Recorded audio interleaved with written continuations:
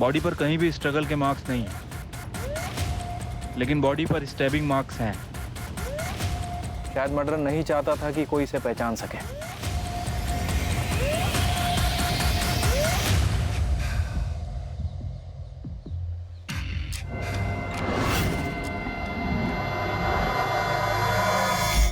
Sir, 500 metre पर एक गाड़ी मिली है। गाड़ी के आसपास खून है।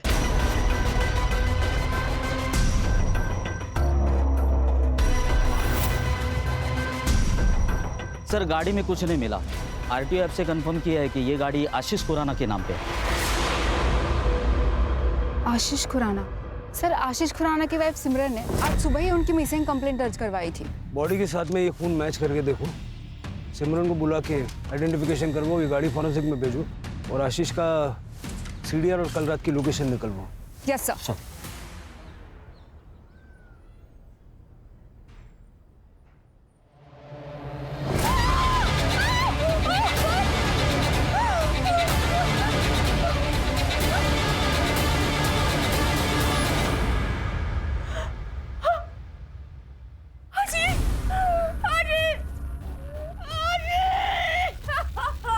तृप्ति,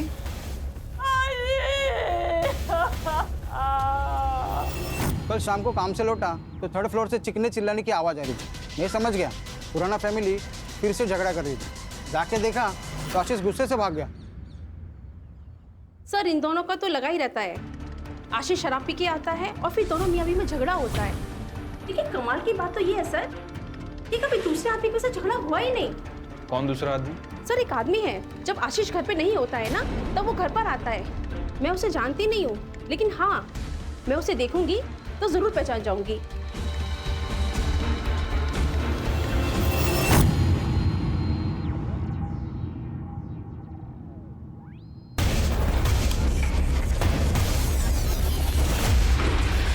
तो आपके हस्बैंड मिस्टर आशीष खुराना उस शाम को 7 बजे घर से बाहर निकले थे और फिर वापस लौटे ही नहीं। जी सर,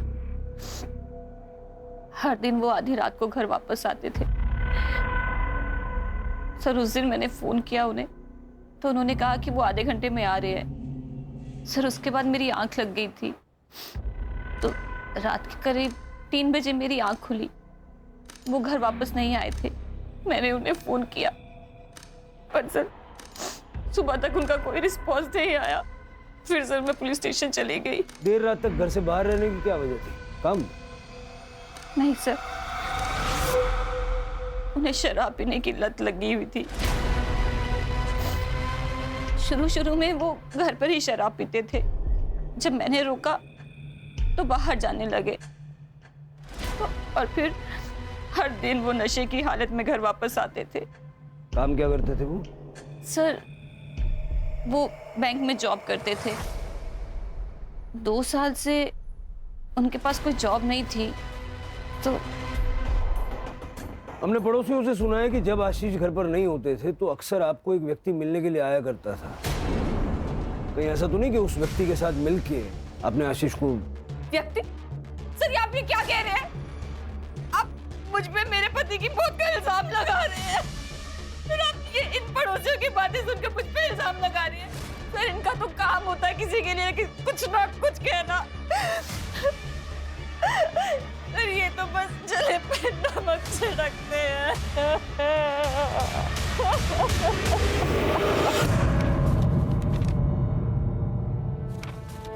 क्या इस आदमी को जानते हो?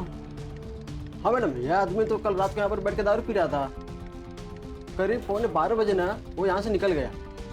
अब अकेला था या इनके साथ कोई और भी था? नहीं, अकेला था वो। मुझे सीसीटीवी फुटेज चेक करना है। ठीक है, कर सकते हो।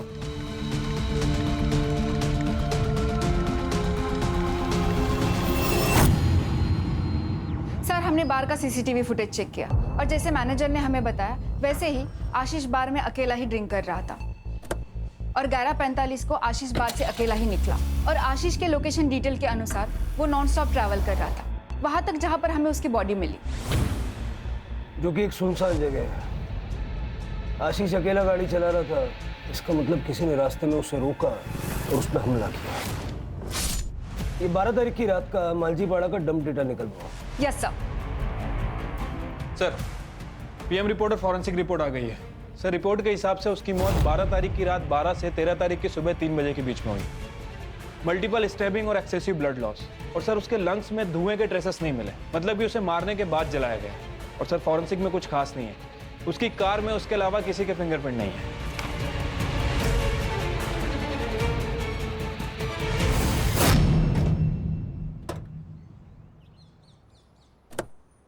तू पहले मेरी बात सुन, मुझे कल शाम तक हर हाल में फैसला चाहिए। तू बस टाइम बोल, मैं पहुंच जाऊंगा। हाँ ठीक है। नागेश, कोणाशी बोलतोय? कहीं फिर से वही? आई तू कशाला घाबरते एवढं?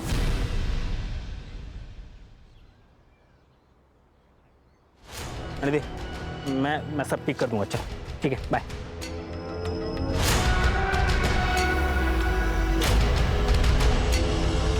सर, आशीष के कॉल रिकॉर्ड के हिसाब से उसे लास्ट कॉल किसी अक्षय संपत का आया था और बाहर से निकलने के 15 मिनट पहले तक वो उसी से बात कर रहा था। बाहर के सीसीटीवी फुटेज में भी दिखा है सर। अक्षय संपत? हाँ सर, और इसके कॉल रिकॉर्ड में किसी जितेन शाह का भी नंबर मिला और ये तीनों लगातार टच में थे। इनफैक्ट दिन में 2 से 3 बार बात भी किया करते थे। डम डेटा का क्या हुआ? सर, आज शाम तक मिल जाएगा। सर, मैं जितेन और आशीष बरसों पुराने दोस्त थे। मुझे तो अभी भी यकीन नहीं हो रहा कि आशीष अब हमारे बीच नहीं है। 12 तारीख की रात को आप दोनों के बीच काफी बातें हुई थी फोन पे। क्या बात हुई थी? सर, जनरली ऐसे ही फ़ोन किया था, इधर उधर की बातें की और रख दिया। उस वक्त तुम कहाँ थे? मैं घर पे ही था।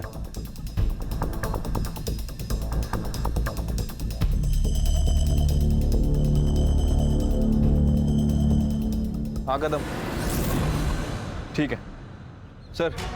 ये जितेन के पेरेंट्स का कहना है कि 13 अक्टूबर को वो सूरत गया था काम के सिलसिले में।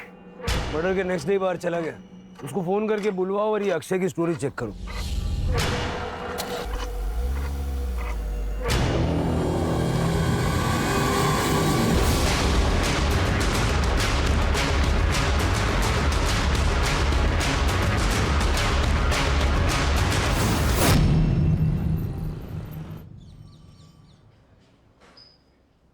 झूठ क्यों बोला?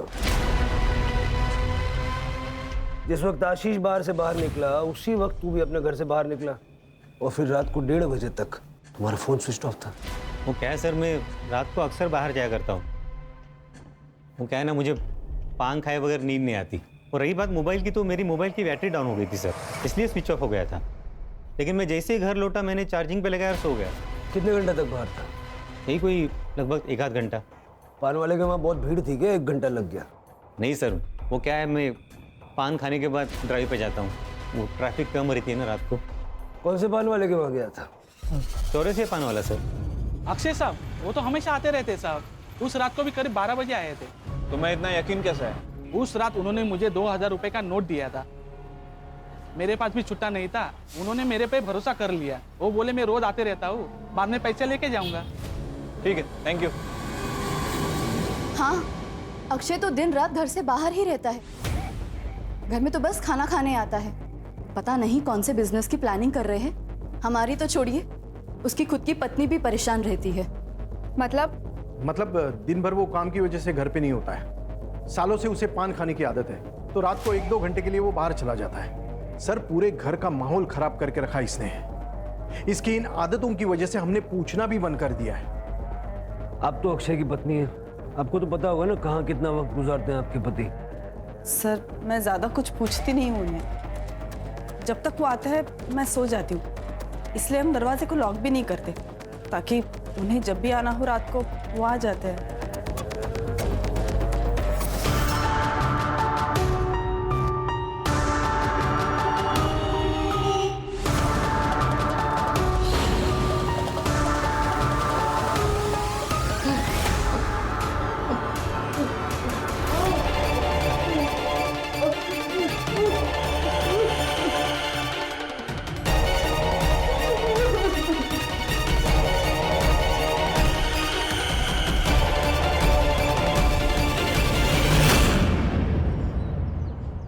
अगर अक्षय ने आशीष को नहीं मारा है तो फिर कौन हो सकता है? ये जितेन का है। सर कल आ रहा है। सर डीएनए रिपोर्ट आ गई है, वो बॉडी आशीष की है और मैंने उसका बैकग्राउंड भी चेक किया। उसे शराब पीने की लत थी, इसके अलावा सब कुछ नॉर्मल है। कदम, ये जितिन के घर के बाहर नजर रखने के लिए कांबड़े को भेजो। जैसे ही वो घर पे पहुंचेगा उसको सीधा पुलिस स्टेशन लेके आओ। Okay sir. आशीष की वाइफ सिमरन, उसका क्या हुआ? सर उसकी सीडीआर चेक की, एक नंबर मिला है जिससे वो लगातार बात करती है। इंक्वायरी की तो पता चला कि उसकी बहन रश्मिका भल्ला का है। नॉर्मल बात है सर, लेकिन हर दिन घंटों घंटों बातें करना और एक ही दिन में 2-3 बार बात करना, ये थोड़ा अजीब नहीं लगता है? रश्मिका और सिमरन दोनों के सीडीआर और लोकेशंस निकलवाओ। सर, और इसके पास और एक जली हुई बॉडी मिली है।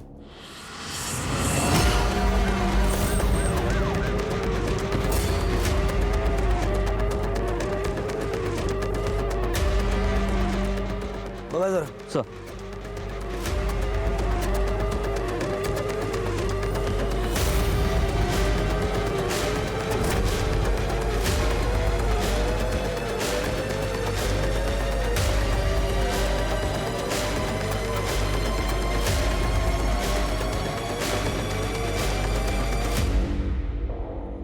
सर, बॉडी को पेट्रोल से जलाया गया है और बॉडी की कंडीशन देख के लगता है कि लगभग 12 घंटे पहले मौत हुई है, यानी कि मर्डर कल रात को हुआ है। सर, गाडीमध्ये काहीच सापडलं नाही। ये गाडी अक्षय संपत के नाम पे है। परिवार वालों को बुला लो।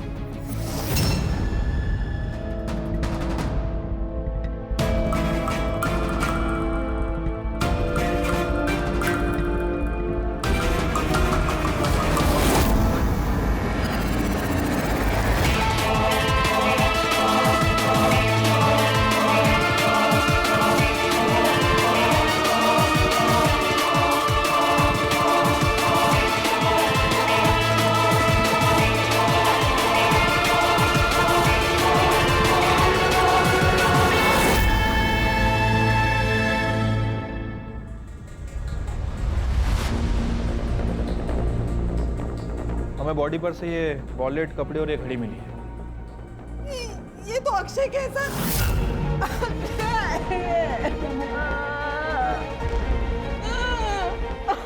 हमें आप लोगों का डीएनए टेस्ट करना पड़ेगा ताकि पता चल सके कि अक्षय की ही बॉडी है।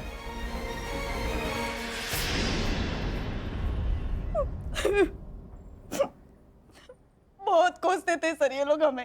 उनकी नौकरी क्या चली गई, हमारी हालत तो भिखारी जैसे हो गई थी। इसीलिए अक्षय ने इनसे हिस्से की बात की थी। सर, मैं अपने फैमिली को टूटने नहीं देना चाहता था, इसलिए मैंने उसे हिस्सा देने से मना कर दिया था। सर, ऐसा कौन सा बात है जो अपने बेटे की बुरी आदतों की वजह से उसे ना डांटे? 2 साल हो गए सर और जॉब ना मिले, कैसे हो सकता है सर? मेरा बेटा कामचोर हो गया था, इसलिए मैं उसे सही रास्ता दिखाना चाहता था। घर तुम्हारी इनकम से चल रहा था तो घर में भी तुम्हारी चलती होगी। बिल्कुल नहीं सर, भाई था वो मेरा। और सर कभी कभी समझाने के लिए सख्त रवैया अपनाना पड़ता है, और वैसे हम लोग सब प्यार से ही समझा रहे थे उसको सर।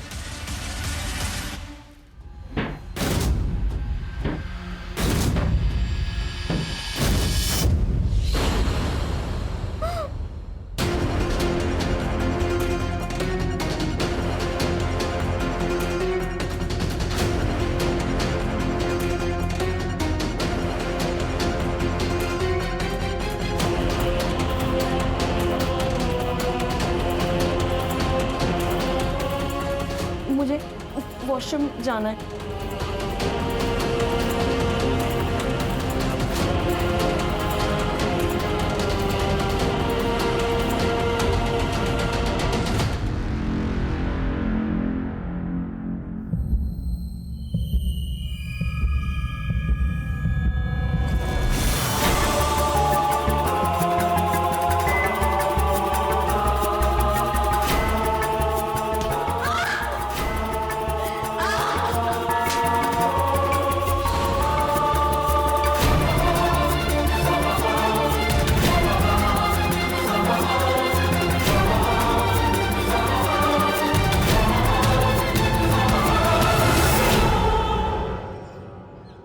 पहले आशीष और अब अक्षय, दो दोस्तों की मौत हुई है, ये इत्तेफाक है या सोची समझी साजिश? दोनों मर्डर्स के बीच में कोई कनेक्शन नजर आ रहा है? नहीं सर। सिवाय इसके कि दोनों दोस्त थे और दोनों को मारने का तरीका सेम है। कुछ तो है जो हमें सतह पे नजर नहीं आ रहा, कुछ ऐसा जो इन दोनों के या तीनों के पास से जुड़ा हुआ है। सर, जितेन आ गया। क्या? अक्षय नहीं रहा? उसका मर्डर हुआ है उसी तरह जैसे आशीष का हुआ। जब ये सब हुआ तुम कहां थे? सर, डायमंड के बिजनेस में हाथ आजमाना चाहता था। सूरत गया था अपने कजिन के पास, उसका डायमंड पॉलिशिंग का काम है। तुम्हारे अक्षय और आशीष के बीच में रिश्ते कैसे थे? तीनों गहरे दोस्त थे सर, एक दूसरे के बहुत करीब। लेकिन अब तो मैं अकेला।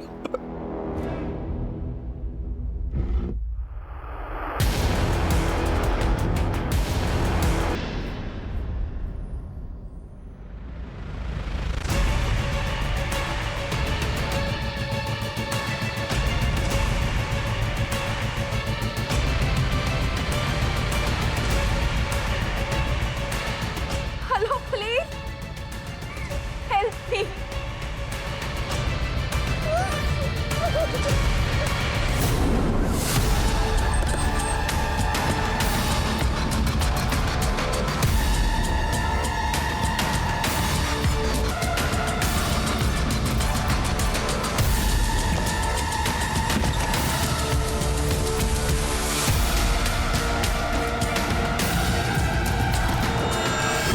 कदम। Yes sir.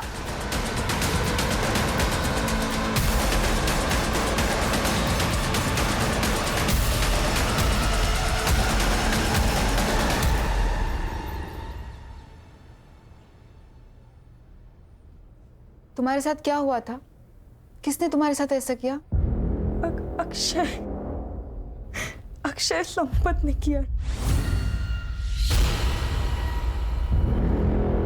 Akshay Sampat? Ma'am मैं फंस चुकी हूँ, प्लीज मदद कीजिए।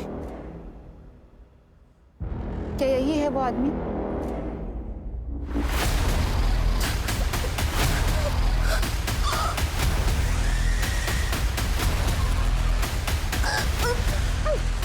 सर प्लीज आप बाहर जाइए।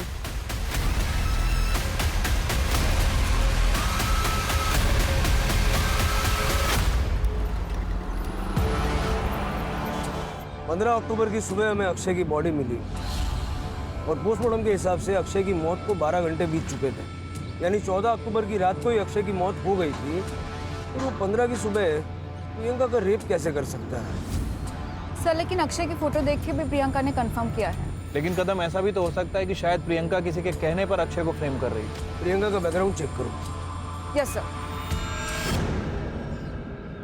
सर, प्रियंका के घर की तलाशी ली, ना ही कोई बड़ा अमाउंट मिला है ना ही कोई बड़ी ज्वेलरी। घर का बेसिक सामान है सर, और थोड़ा बहुत पैसा है। हाँ सर, प्रियंका ने यह फ्लैट रेंट पे लिया था, लेकिन डील के वक्त तो 2 आदमी आए थे। कौन 2 आदमी थे? सर मैंने प्रियंका के बैंक डिटेल्स चेक किए। अक्षय संपत के साथ साथ एक और आदमी प्रियंका को मंथली अलाउंसेस दे रहा था। कौन? सर ये सच है कि प्रियंका से रिलेशन बनाने के लिए मैं उसे पैसे देता था, पर इसमें गलत क्या है? ये मेरे और उसके बीच की सेटिंग थी। सही गलत के बारे में तो मैंने पूछा ही नहीं, मैंने सिर्फ इतना पूछा कि ये सच है या नहीं। आशीष का क्या? आशीष का इस मैटर से कोई लेना देना नहीं था। प्रियंका वाले मामले में मैं और अक्षय इन्वॉल्व थे। प्रियंका ने कहा कि 15 अक्टूबर की सुबह अक्षय ने उसका रेप किया। कैसे हो सकता है? क्योंकि अक्षय तो 14 अक्टूबर की रात को मर चुका था। उसके पूरे शरीर पे चाकू से वार किए गए और बाद में पेट्रोल डाल के उसे जला दिया गया। और वो बॉडी अक्षय की ही थी, क्योंकि उसका डीएनए उसके फादर के साथ मैच हो गया। तो इस बारे में अगर तुम कुछ भी जानते हो, ये सही वक्त है, बता दो। सर ये हो कैसे सकता है? मेरी तो समझ में कुछ नहीं आ रहा। मैं समझाता हूँ। तुमने और प्रियंका ने मिलकर अक्षय और आशीष को मारने का प्लान बनाया। तुम्हारा मोटिव क्या था? पैसा या कुछ और? सर ये आप क्या कह रहे हैं? आप इल्जाम लगा रहे हैं मुझ पे। मेरा इन दोनों मर्डर से कोई वास्ता नहीं है सर।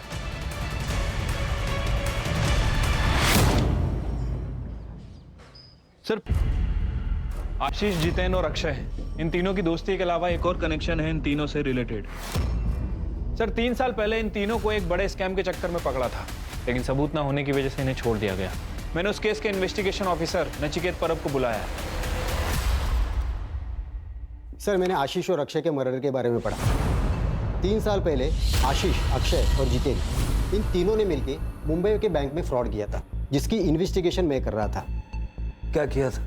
सर दरअसल आशीष, अक्षय और जितेन तीनों लोन डिपार्टमेंट में काम करते थे। 3 साल पहले गवर्नमेंट ने गरीब लोगों के लिए एक स्कीम लाई थी, जिससे वो गरीब लोगों को 50,000 रुपये का लोन दे रही थी। 500 लोगों ने लोन के लिए अप्लाई किया था और उन सबके लोन इन तीनों ने पास किए थे। बैंक ने 2.5 करोड़ का लोन दिया था, लेकिन उन लोगों ने ये पैसा एक नकली एग्रो कंपनी में ट्रांसफ़र किया था, जो कंपनी इन्होंने बनाई थी। कई सारे वेंचर्स कैपिटल्स को इनकी नकली कंपनी का आइडिया पसंद आया और उन्होंने उस कंपनी में 10 से 12 करोड़ रुपए डाले। तब तक इन लोगों ने एक बड़ा सा ऑफिस लेके उन सबको झांसे में रखा और जैसे ही इनका काम बन गया, उन्होंने ऑफिस बंद किया और फरार हो गए। जब वेंचर कैपिटल्स को एहसास हुआ कि वो कंपनी नकली थी, तो उन्होंने FIR दर्ज की। सर हमने तो सारे प्रोटोकॉल्स फॉलो किए थे। यस सर, हमने तो पूरे वेरिफिकेशन के बाद ही लोन सैंक्शन किया था उन लोगों को। सर लोन लेने के बाद वो लोग अपने पैसे का क्या करते हैं, हमारा लुकआउट नहीं। उन लोगों ने तुम्हारे कहने पे अपना सारा पैसा तुम्हारी नकली कंपनी में लगा दिया। सर किस कंपनी की बात कर रहे हैं आप? सर आप क्या बोल रहे हो ना, कुछ समझ में नहीं आ रहा है। सर हमारे हाथ में कोई सबूत नहीं था, इसलिए केस को बंद करना पड़ा। 12.5 करोड़ गायब थे, 10 करोड़ वेंचर कैपिटल्स के और 2.5 करोड़ बैंक के, जो बैंक ने लोन में दिए थे। और केस के चलते इन तीनों को सस्पेंड कर दिया गया। सबसे इंटरेस्टिंग चीज़ ये है कि इतना बड़ा घपला करने के बाद भी कहीं कोई प्रूफ नहीं मिला। सर क्योंकि उन्होंने अपने या अपने फैमिली के नाम पे कुछ भी नहीं रखा था। उन्होंने नकली नाम, नकली एड्रेस, नकली पैन कार्ड और नकली आधार कार्ड से उस कांड को अंजाम दिया था। और रजिस्टर ऑफ कंपनी में भी उन्होंने किसी को घूस खिला के अपनी कंपनी रजिस्टर करवाई थी, इसलिए किसी ने अच्छे से कंपनी की जांच पड़ताल भी नहीं की। तो ये थी वो मिसिंग कड़ी। तो तुमने जितेन की मदद इसलिए की ताकि वो अक्षय और आशीष को मार के उनका सारा पैसा हथिया सके। मैंने कुछ नहीं किया है, मैं तो खुद एक विक्टिम हूँ। पापा अक्षय और जितेन अंकल के लिए काम करते थे। उनकी डेथ के बाद मैं और मम्मी बहुत अकेले हो गए थे। मुझे अपनी आगे की एजुकेशन के लिए पैसे चाहिए थे। मैंने जितेन अंकल को कहा, उन्होंने मुझे बुलाया और मेरा फायदा उठाया। बाद में अक्षय अंकल ने भी यही किया। तुम्हारी कहानी पे कैसे यकीन करें? अक्षय की 14 तारीख की रात को मौत हो गई थी, फिर 15 तारीख की सुबह को वो तुम्हारे साथ कैसे हो सकता है? मैं कसम खा के कहती हूँ, मैंने कुछ भी झूठ नहीं बोला है। उस दिन सुबह अक्षय ही था। कल हॉस्पिटल से डिस्चार्ज मिलेगा, शहर छोड़ के नहीं जाना। ये जितेन अभी भी प्रियंका की बिल्डिंग में जाता है सर, और जिस दिन प्रियंका हॉस्पिटल में थी, ये उस दिन भी उस बिल्डिंग में गया था। पैसे ढूंढने गया होगा। सर हमने तो फ्लैट को बहुत अच्छे से चेक किया था, हमें तो पैसे नहीं मिले सर। सिमरन से मिलने गया होगा।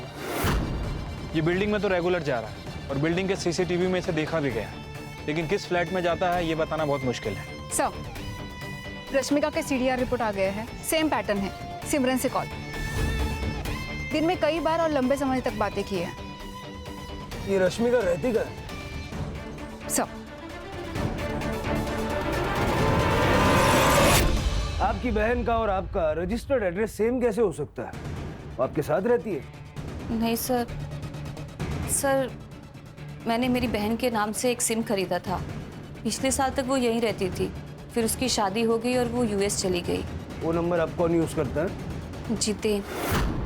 सर जितेन और मैं एक दूसरे से प्यार करते हैं। आशीष को पता ना चले इसलिए जितेन वो नंबर यूज करता था। ये जितेन का और आपका रिश्ता कब से चल रहा है? 2 साल से सर। जब भी आशीष बाहर जाता था तो मैं जितेन को घर बुला लेती थी। इसीलिए आपने और जितेन ने कोर्ट में शादी के लिए रजिस्टर किया है? सर मेरी और आशीष की शादी तो 6 महीने में ख़त्म हो गई थी। आशीष को मेरे साथ रहने में कोई इंटरेस्ट नहीं था। उसकी शराब पीने की लत, रोज़ की लड़ाई, सर मैं थक चुकी थी। और इसी दौरान मुझे जितेन मिला और मैं जितेन से अट्रैक्ट हो गई। और इसीलिए आप दोनों ने मिलकर उसे रास्ते से हटा दिया ताकि आप दोनों आसानी से शादी कर सकें। नहीं सर, नहीं।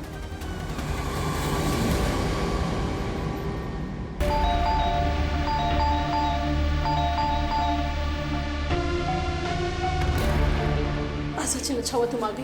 देखो ना बहुत स्मेल आ रही है, गेट भी नहीं खोल रहा है। मैं पुलिस को फोन करता हूँ। Hello hello police station.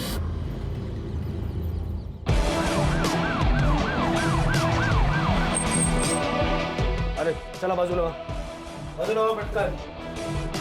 Sir ये मकान मालिक है, इन्होंने फ़ोन करके मुझे बुलाया था। दरवाजे के अंदर से बदबू आ रही थी सर। हम आपके आने का इंतजार कर रहे थे, इसलिए हमने दरवाज़ा नहीं खोला। एक चाबी होगी ना आपके पास? खोल दे।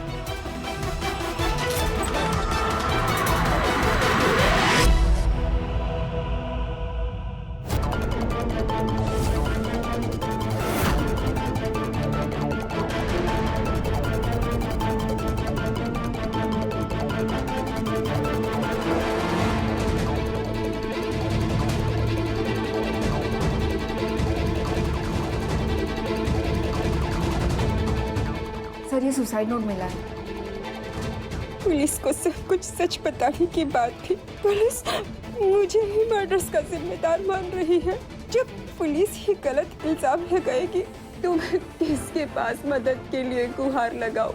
मैं पूरी तरह निराश हो चुकी हूँ, इसलिए मैं अपनी जिंदगी खत्म कर रही हूँ। सर आशीष और अक्षय की मर्डर की इन्वेस्टिगेशन कहाँ तक पहुंची है? देखिए इन्वेस्टिगेशन अभी चल रही है, अभी कुछ कह नहीं सकते। आप लोग कुछ कहते ही क्या है सर? 2 लोगों का मर्डर हो चुका है और दोनों के ऊपर 12 करोड़ की लूट का इल्जाम है। एक लड़की ने सुसाइड कर लिया, चाहे तो आप उसको बचा सकते थे अगर आप अपना काम ढंग से करते तो, लेकिन आप लोगों ने ऐसी कोई कोशिश नहीं की। जवाब दीजिए सर। मैम अभी इन्वेस्टिगेशन चल रही है, जो भी अपडेट होगा हम आप लोगों को बता देंगे। प्लीज चलिए आप लोग। सर आइए। सर आप रात को सुकून की नींद कैसे सो पाते हैं ये जानते हुए कि आपकी वजह से किसी की मौत हो गई है? क्या आपको बुरा नहीं लगता इस बात का? जवाब दीजिए सर, हम सब जानना चाहते हैं इस बारे में। आप लोग प्लीज चलिए। लेकिन सर हमारे सवालों का क्या? मैडम आगे बात चला।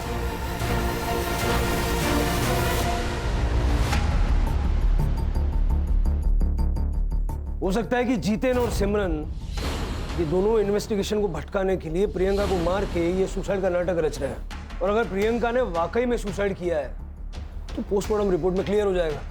प्रियंका ने कहा कि अक्षय संपत ने उसका रेप किया, जबकि अक्षय तो एक दिन पहले ही मर चुका था। प्रियंका सच बोल रही थी। सर कसम से हमारे दिमाग में कभी ये ख्याल नहीं आया। और जिस रात आशीष का मर्डर हुआ उस रात 3 बजे तक मैं सिमरन के साथ था।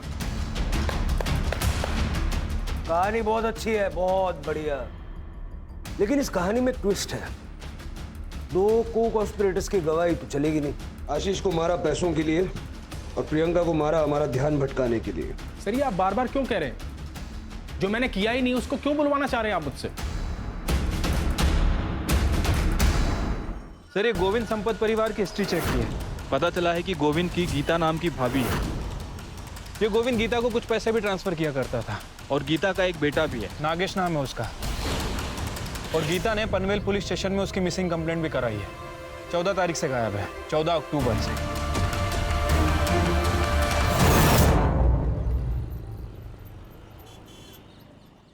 नागेश की किसी के साथ कोई दुश्मनी वगैरह थी क्या? नहीं तो। 14 अक्टूबर को नागेश कहाँ गया था? उस दिन उसने शाम को मुझे फोन किया था और मुझसे कहा कि उसे आने में देरी होगी। मैंने उससे पूछा भी क्यों। उसने कहा था वो घर आके मुझे खुशखबरी देगा, लेकिन वो नहीं आया। कदम, नागेश की गाड़ी की डिटेल्स ले लो। यस। सर, नागेश के सीडीआर रिपोर्ट के अकॉर्डिंग उसे 14 अक्टूबर की शाम को थाने के किसी पीसीओ से फोन आया था। सर जब मैंने उसकी लोकेशन डिटेल चेक की तो उसने पनवेल से लेकर ठाणे तक ट्रैवल किया है। और सर इंटरेस्टिंग बात तो ये है कि उसकी आखिरी लोकेशन वहाँ पर मिली है जहाँ पर हमें अक्षय की जली हुई बॉडी मिली। इसका मतलब ये है कि या तो अक्षय ने नागेश को मार दिया और ये दिखाया कि मर्डर अक्षय का हुआ है, और या तो फिर नागेश ने अक्षय को मार डाला और वहां से निकल गया। जो जली हुई बॉडी हमें मिली थी उसका डीएनए गीता से मैच करके देखो और नागेश का मोबाइल ट्रैक करो।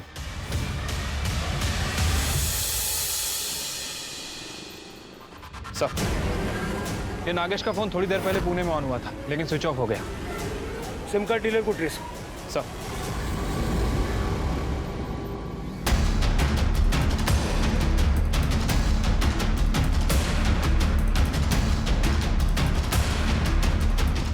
इनमें से कौन था? सर ये था।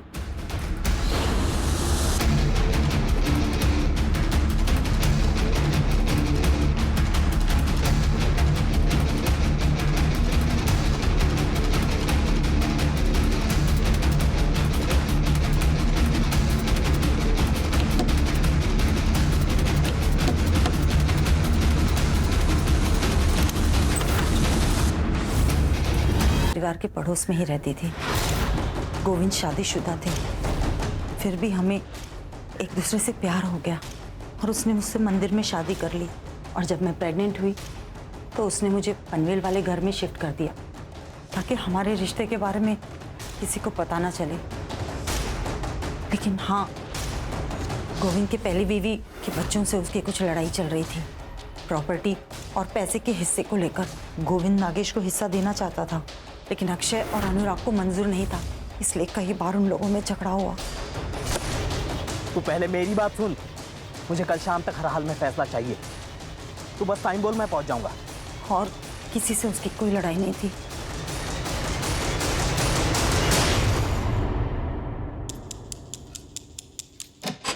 मुझे ये बताओ 12 तारीख की रात को क्या हुआ था? सर मैंने आशीष को फ़ोन किया।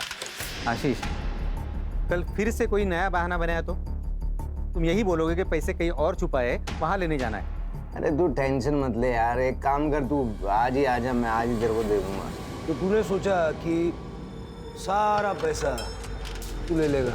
सर मेरे मन में लालच आ गया था। सबसे पहले मैं चौरसिया पान वाले के पास गया और इस बात का ध्यान रखा कि उसे याद रहे कि मैं उसकी दुकान पर आया था। मैंने उसको 2000 का नोट दिया और बोला कि छुट्टा बाद में ले लूँगा। उसके बाद मैं उस रास्ते पर निकल गया जहाँ से आशीष गुजरने वाला था। पीछे आशीष की गाड़ी आई, मैं उसका पीछा करने लगा।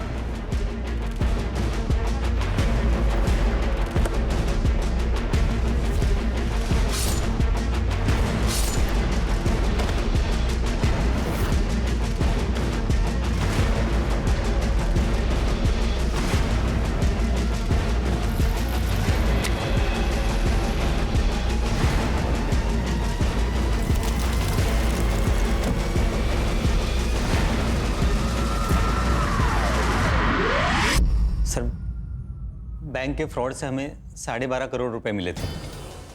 वो सारे पैसे हमने आशीष के पास रखे थे। नीरज और मैं बार बार उसे कह रहे थे कि हमें हमारा पैसा दे दे ताकि हम भी हमारी ज़िंदगी में आगे बढ़े, लेकिन वो हमेशा हमारी बात टाल देता था। साहब ये अक्षय आशीष को कुछ नहीं बोलता था, मैं ही उसके पीछे पड़ा रहता था।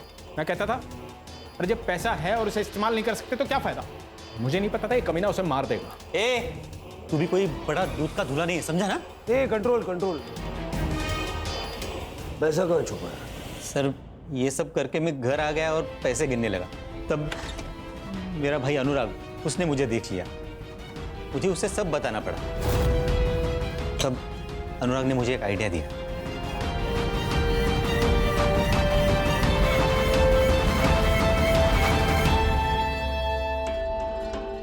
देखिए, आशीष के मर्डर केस में ना चांसेस है कि पुलिस तुझ पे शक करे, क्योंकि उसे लास्ट कॉल तूने किया है।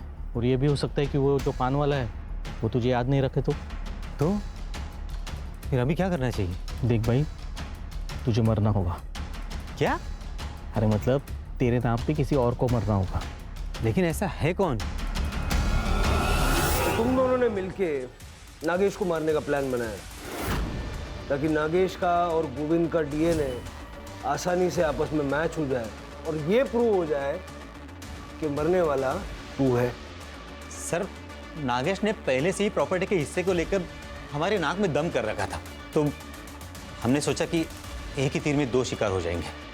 14 अक्टूबर को हमने नागेश को फ़ोन करके ये कहा कि हम लोग उसे प्रॉपर्टी के हिस्से में शरीक करने को तैयार हैं। उस बारे में बात करने के लिए हमने उससे थाना बुलाया।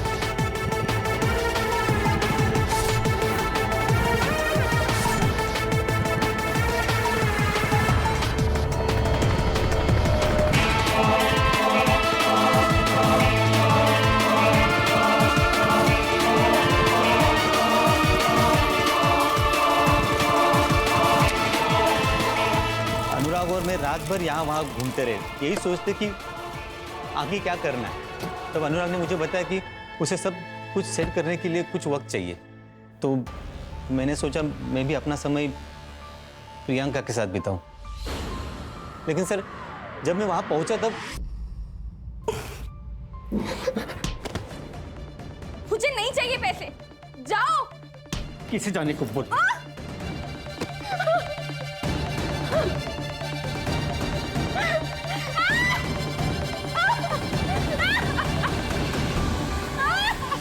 तब तक अनुराग ने पुणे में मेरे लिए टैक्सी ड्राइवर के जॉब का इंतजाम करके रखा था। मैं प्रियंका को उसी हालत में छोड़कर पुणे चला गया। वहाँ जाकर मैंने नागेश की गाड़ी बेच दी और नकली आधार कार्ड बनवाए। चार्जशीट बनाओ और वो अनुराग को ढूंढ के ले आओ। चलो।